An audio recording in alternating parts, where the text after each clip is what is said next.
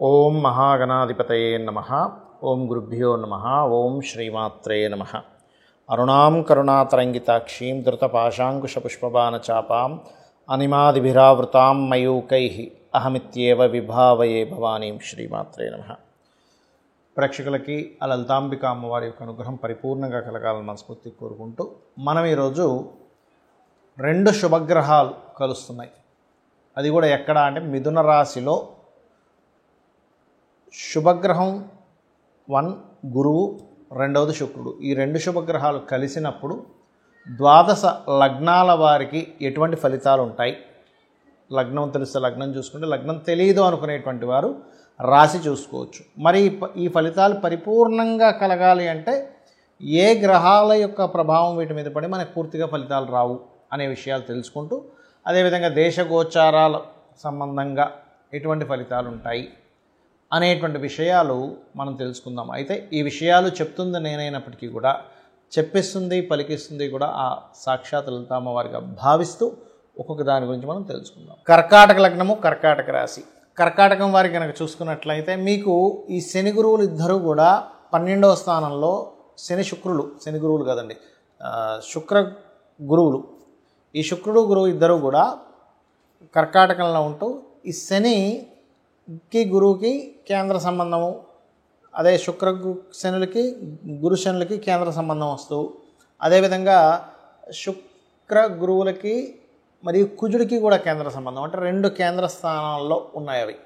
అయితే మీకు కర్కాటకం వారికి ఈ యొక్క 2 గ్రహాల యొక్క శుభగ్రహాల యొక్క ఫలితం ఎలా ఇస్తుంది అని చెప్పి చూసుకున్నట్లయితే, ఇక్కడ మీకు ఇచ్చేటువంటి ఫలితం ప్రధానంగా ఎప్పటి నుంచో పలానా ప్రాపర్టీ సంపాదించాలి, పలానా కోర్స్ చేయాలి, లేదా తల్లిగారికి సంబంధించిన విషయంలో కొంత ఆవిడ ఇబ్బంది పడుతుంది, దానికి సంబంధించిన ఇది బాగుండాలి, లేనట్లయితే ఏదైనా ఒక వాహనం, డ్రీమ్ హౌస్ అంటూ ఉంటారు, డ్రీమ్ వెహికల్ అంటూ ఉంటారు, అటువంటివి సంపాదించుకోవడానికి మీకు ఇప్పుడున్నటువంటి గ్రహస్థితి అనుకూలిస్తుంది. ఇది గుర్తుపెట్టుకోండి.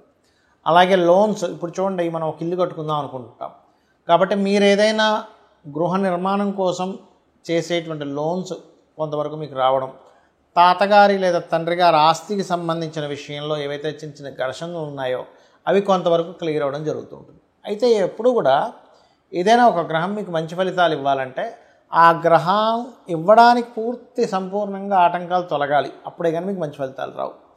అలా మీకు 3లో కుజుడు, 9లో శని ఉన్నాడు, వక్రించి అష్టమంలోకి వస్తున్నాడు, అష్టమ శని రూపంలో వస్తున్నాడు. కాబట్టి మీరు ఎవరితోనైనా కమ్యూనికేట్ చేసేటప్పుడు గుర్తుపెట్టుకోండి, ఎవరితోనైనా ఏదైనా మాట్లాడుతున్నాము, లేకపోతే అందులో ముఖ్యంగా ఉద్యోగ సంబంధించిన విషయంలో అగ్రెసివ్గా ఎవరితో మాట్లాడుతున్నాం, ఇక్కడ అగ్రెసివ్నెస్, ఉద్యోగము, సంతానము, ప్రేమ వ్యవహారాలు, మధ్యలో ఏదైనా ఉండి కాంట్రాక్ట్ చేసుకునేటువంటి అంశాలు, మీడియేటింగ్ చేసేటువంటి అంశాల్లో చాలా చాలా చాలా జాగ్రత్తగా ఉండాలి. ఎందుకంటే కుజుడు 3లో ఉన్నప్పుడు సర్వసాధారణంగా పరాక్రమ యోగాన్ని ఇస్తాడు. కాబట్టి ఈ విషయంలో పరాక్రమం ఒక్కోసారి హద్దులు మీరి అది మనకే ఇబ్బందిని ఇస్తుంది. కాబట్టి ఈ యొక్క అంశంలో చాలా జాగ్రత్తగా ఉండండి. ఎందుకంటే పరాక్రమ యోగం కలిగినటువంటి కుజుడి మీద శని దృష్టి ఉంది కాబట్టి. ఇక రెండో విషయం, శని ఆ భాగ్యంలో ఉండి అష్టమంలోకి వస్తున్నాడు కదండి, అంటే ఇక్కడ మీరు పెద్ద మొత్తంలో మనీ ట్రాన్స్ఫర్ చేసేటువంటి అంశాలలో, లేకపోతే హైయర్ ఎడ్యుకేషన్ పరంగా కొన్ని నిర్ణయాలు తీసుకునేటువంటి అంశంలో, లాంగ్ జర్నీ చేసేటప్పుడు ప్రధానంగా జాగ్రత్త తీసుకోండి. అన్ని విధాలా మీకు బాగుంటుంది. ఇక్కడ ఏంటంటే ఈ 2 గ్రహాలు ఏవైతే కలిసి ఉన్నాయో, ఈ కలిసినటువంటి శుక్రుడు గురువు మీ జన్మజాతకంలో గనక కలిసి ఉంటే మరింత అద్భుతమైనటువంటి ఫలితాలు వస్తాయి, గుర్తుపెట్టుకోండి. అలా కాకుండా మీకు మిథునంలో ఇంకేదైనా పాపగ్రహాలు కనుక ఉన్నట్లయితే కొంత సమస్య నుంచి బయటపడతారు. ఇక్కడ ఎలా అంటే ఏదైనా 2 గ్రహాలు మంచి శుభగ్రహాలు కావచ్చు, పాపగ్రహాలు కావచ్చు, గుర్తుపెట్టుకోండి. అలా 2 గ్రహాలు వీక్షణలో కానీ కంజాయిండ్ అంటే కలిసి ఉండడం కానీ జరిగినప్పుడు అది గోచారంలో కలిగినటువంటి ఫలితాలు, గోచారపరంగా ఫలితాలు ఎలా ఇస్తాయో మీ జన్మజాతకంలో కూడా ఆల్రెడీ మీకు మీ పర్సనల్ చార్ట్లో ఉంటే అది ఇంకొంచెం ఎనర్జైజ్ చేస్తుంది. ఓకే, అంటే ఎలాగా అంటే ఒక వ్యక్తి గవర్నమెంట్ జాబ్స్ కోసం చక్కగా ప్రిపేర్ అయ్యాడు, గవర్నమెంట్ జాబ్స్ని వదిలింది అప్పుడే, అంటే టీచర్ జాబ్స్ పోస్ట్ వేస్తున్నాము, లేకపోతే రైల్వేనో, ఏపీఎస్ఆర్టీసీ, బ్యాంకింగ్, వెంటనే ప్రిపేర్ అయ్యి ఉన్న వ్యక్తికి వెంటనే అదొక అవకాశంగా ఆయనకి వచ్చి ఆనందపడి దానిలో సక్సెస్ అవుతాడు. అదేవిధంగా కొన్ని కొన్ని కొన్ని ఉంటాయి, మనుషులు తప్పిదాలు చేస్తుంటారు సాధారణంగా.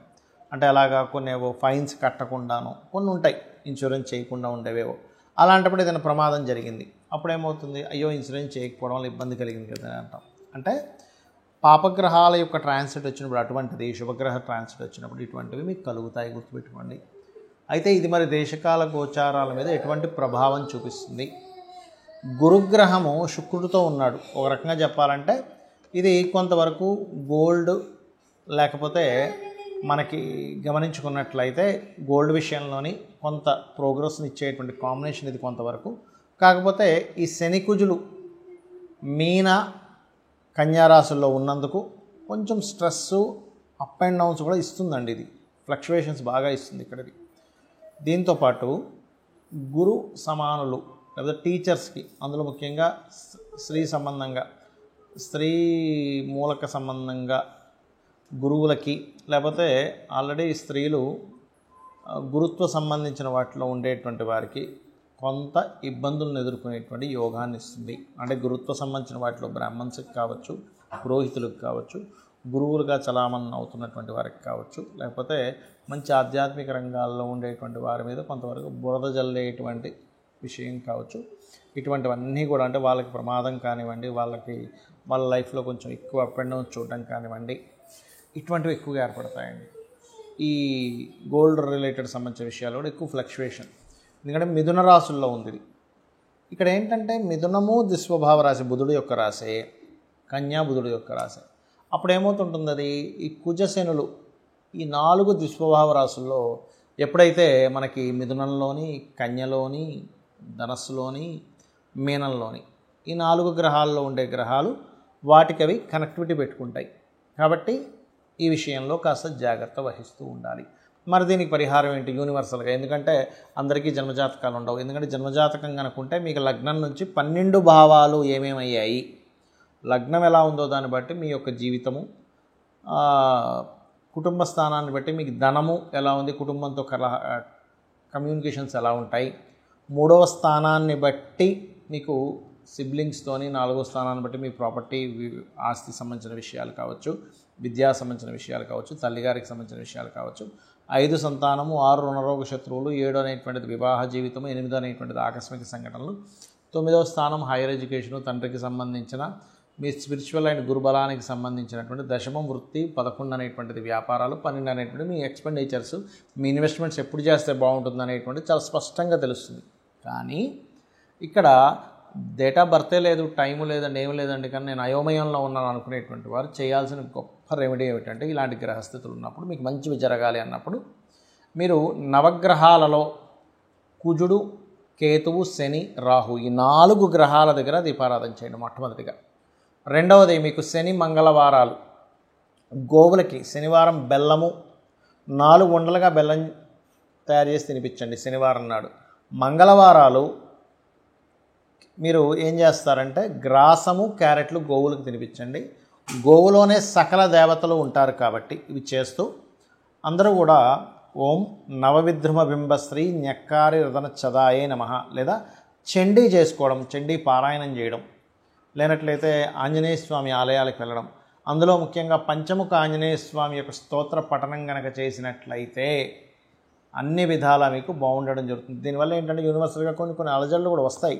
కాకపోతే ఇక్కడ ఏంటంటే మనం ఒకటి అర్థం చేసుకోవాల్సింది, లాస్ట్ టైము మనకి ఈ ఇబ్బందులు వచ్చే ముందు మన యొక్క ఈ పూరీ జగన్నాథ్ ఆలయంలో గెద్దొచ్చి జెండాను ఎత్తుకుపోయింది. కానీ నిన్న మనం చూసినట్లయితే పూరీ జగన్నాథ్ ఆలయంలో ఇంకొక అద్భుతం జరిగింది. ఎత్తుకుపోయినందుకు కొన్ని చెడు సంకేతాల వల్ల ఇబ్బంది అయింది. ఇప్పుడు ఏమైందంటే పెద్ద కుంభవృష్టి వర్షం పడుతూ స్వామివారి ప్రదేశంలో మాత్రం వర్షం పడకుండా అలా ఆగిపోయి అక్కడ ఇచ్చేటువంటి హారతికి ఎటువంటి ఇబ్బంది కలగలేదు. అంటే ఇది ఒక గొప్ప శుభ సంకేతంగా మనం భావించాలి. శ్రీమాత్రే నమః.